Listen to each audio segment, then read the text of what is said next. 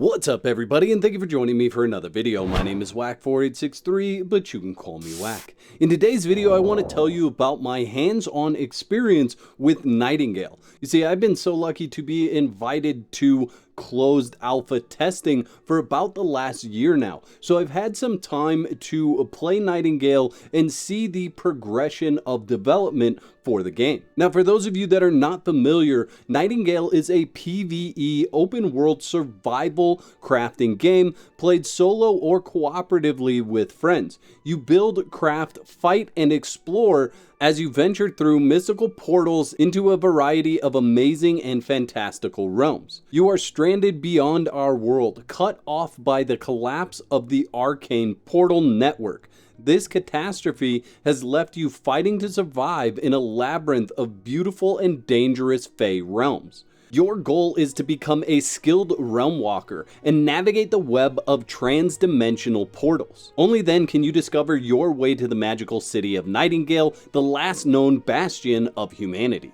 Set out on a journey of survival and adventure into the mysterious and dangerous Fae realms of Nightingale. Become an intrepid Realmwalker and venture forth alone or with friends as you explore, craft, build, and fight across a visually stunning Gaslamp Fantasy world. As of the creation of this video, I've got just under 30 hours playing Nightingale over the last year during their different closed alpha testing stages. Each time we've had a new round of testing, there's been new things to explore and new exciting features that have been added to the game. I'm very impressed by the team over at Inflection with their ability to take feedback and put it all together to produce a much better quality gameplay experience for each one of those rounds. I also want to thank the team over at Inflection for allowing me to be one of the first to bring you my hands-on experience with Nightingale over the past year. Now, what you're going to see in this video is multiple screenshots that I took in game. We weren't allowed to capture any footage, but we have been provided with B-roll footage that you may see across the internet very soon. So let's get some quick back-end stuff out of the way here. Nightingale is scheduled to launch into early access on February 22nd, 2024.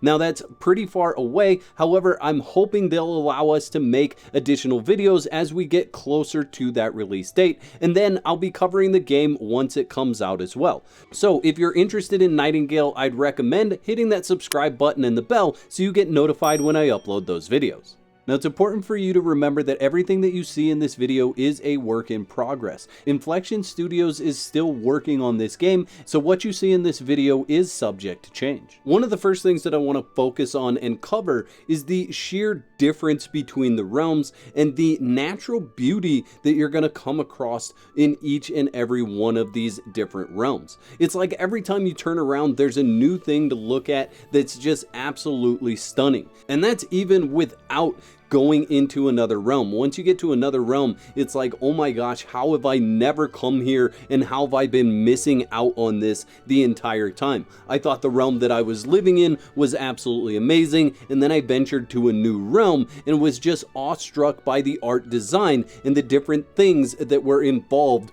with each individual realm. Now, with the different realms that you go to, not only is there beauty, but each one brings you another level of difficulty and a totally different adventure. You have the ability to set different biomes for the realms that you're traveling to, and each one of those biomes is going to have different resources that you'll want to collect to grow your strength and become even more powerful. Now, the resource system is a little bit confusing at first. You see, there is a lot of different resources. There are a lot of different hides, stones, metals, meats, bones. All these different things can be quite overwhelming at first, and I hope that they'll implement some sort of system that makes it a bit more streamlined. Each resource has its own set of attributes, so the better the resource, the better the buff you are going to get when crafting with it. For example, you may come across a hide that gives you a stealth buff when you craft with it. Others may give you a buff to range damage or a buff to melee damage, the ability to block better, or to give yourself more hit points. So I understand the system as they have it in place, I just feel like it's a little bit confusing right off the bat, and that there is an absolute ton of different resources in the game. Here's an example of how crafting with different resources can affect the things that you have crafted in the game. You can see this refined hunting knife crafted with punkwood. It does 93.4 melee damage, and I'll give you a moment to look at the rest of these stats that are on the screen there. When we swap over to this other knife, you can see right off the bat, the melee damage is 133.4 because this knife was crafted with yew wood and a different type of ingot. In addition, the rest of the stats are also increased because I crafted it with better quality items. Now, I don't have any issue with the ability to upgrade your weapons this way, finding better resources. I just feel overwhelmed by the absolute massive amount of resources that I've found in my gameplay sessions. Let's talk about how you get around in the different realms. Once you travel to another realm, it's basically going to be your own two legs. However, I was really surprised and excited to see some climbing axes, which allow you to climb almost anything you come across in any of the different realms. There's also a way to get down. Once you craft the umbrella glider, you're able to use that to glide down to the ground safely.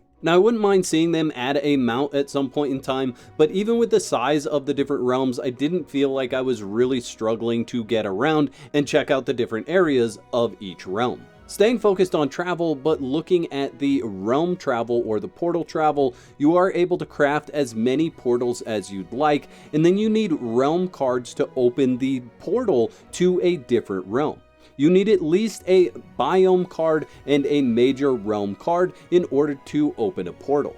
There are also minor realm cards that can be added to those portals when you open them, and all of those are instrumental in making that realm what it is. I don't know if the amount of realms are endless, but there are definitely a lot of different possibilities for you to combine these cards in such a way that you're always feeling like you're getting a new experience when you go to a new realm. And getting back home is as easy as I think it can be. There is a portal on the other side in the realm that you travel to that is part of the map. You can either travel back through that portal to get back home, or if you've placed down your estate marker, that creates what's called a respite. And you can travel back to your respite at any point in time as long as you're not over encumbered.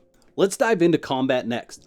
I don't actually mean dive. This is not a game where you're going to be rolling in the mud to get out of the way of danger. Now, there is a dodge in the game, but it's much more like a jump out of the way. You're going to go forward, sideways, backwards, however you want, but you are not going to be rolling, which I think fits the style of the art and character creation. Most of the outfits that you're going to be wearing are based heavily on the Victorian era, and I feel like the combat actually feels like the way you would fight if you were from that era and wearing the type of outfits that they're wearing. You see, a woman in a full dress or a man in a three-piece suit isn't going to be seen rolling around in the mud. It's more likely that they would sidestep, jump out of the way, run to create some distance, and then attack from a high place or a standing position. And I feel like the combat in Nightingale suits the type of character that you are. Now, you're definitely going to use melee combat a lot in this game. It's probably the core of the combat system. However, as you progress through the game, you do have the ability to unlock both magic as well as the ability to unlock firearms in different various types. So as you play through, as you unlock different recipes and progress through the game, you will have other options for combat. When Nightingale was initially announced, it was announced as a first-person only game, which I know many of you that watch my channel have issues with first-person only games. However, they have added a third-person view. It is in the experimental mode of the alpha right now, but I did have a chance to play with it, and I'm really excited to say that it looks like it will come to be a full-fledged feature for this game. Jumping into the gameplay loop, obviously you're going to be hunting down creatures, you're going to be killing a lot of creatures, and you'll be looking for different resources while you're in these different biomes. However, there is more to the gameplay loop than what meets the eye. There are a lot of different POIs that have puzzles or have different interactions that are actually going to aid you even more in your journey through these realms. The POIs, whether they are puzzle based or whether they're lending a helping hand to another Realmwalker, or if they are eradicating and exterminating the bound, all of these help you even more immensely because of the rewards that you receive at the end of each one of these interactions. While I was playtesting, I was actually able to engage with a lot of these different POIs, and one of them in the realm will actually unlock the ability to see more POIs and interactions on the map, so you don't have to aimlessly search for all the different interactions. Building plays a major role in what you're doing in the different realms as well. You're able to set one area as your home base, and you're able to travel to that very easily. And basically what you do is you set up a blueprint for your base, and then you bring the resources to that blueprint in order to complete the crafting process or the building process for your base. It's a very simple system to pick up and run with. I don't think anybody will have an issue getting in and building in Nightingale. Something that you may have noticed in previous gameplay trailers and videos, and even in the videos that I've showed you today, are people carrying resources on their shoulders back to the building. I'm happy to say that through the testing and through the feedback that we've given during these playtests, they've changed the way that works. Those resources actually go into your inventory now, so you don't have to carry those on your shoulder in order to get them back to the base. Additionally, they've added the ability to loot an area of items. So if you were harvesting wood and the wood falls on the ground, you can hold the interact key in order to pick up all the items in that area instead of having to pick up each one individually. During this last playtest, I was actually able to play co-op with friends, and I was able to jump from one friend's world to another friend's world seamlessly. Now, you can currently have a party of 6 people, yourself and 5 of your friends. Now, this may change. We may have the ability to play with more people in the future, and I also know that there's an option for the realms to be set public, which I haven't been able to test yet, but it'll be interesting to see how that plays out when you set a realm to public, how other people will be able to travel to that realm. All in all, I think the team over at Inflection Games has done a really good job of capturing the essence of the gameplay in their trailers and in the footage that they've released. I can't say that I've seen a trailer where I then got in game and said, wow, this is really different than what I expected. The trailer gave me a glimpse at what was expected, and the game delivered what I was expecting from that trailer. Now, obviously the game is still in alpha, so there are bugs, there are little issues that I've come across, but nothing has been game breaking, nothing has been such an issue that I haven't been able to continue to play the way that I've wanted to. And the devs have been absolutely amazing about taking our feedback and integrating that into the systems of the game. And even after this last playtest that we had, I'm even more excited for the release of Nightingale, and I think you should be too. Don't forget to whack the like button on your way out, and let me know in the comments section below if you have this game on your wish list. I'd like to thank all my YouTube members for your continued support. Y'all are absolute legends. If you'd like to become a legend, there's a button that says join on this page. Click that for details. There's 2 videos on the screen. Click one of those to watch next, and I'll meet you over there.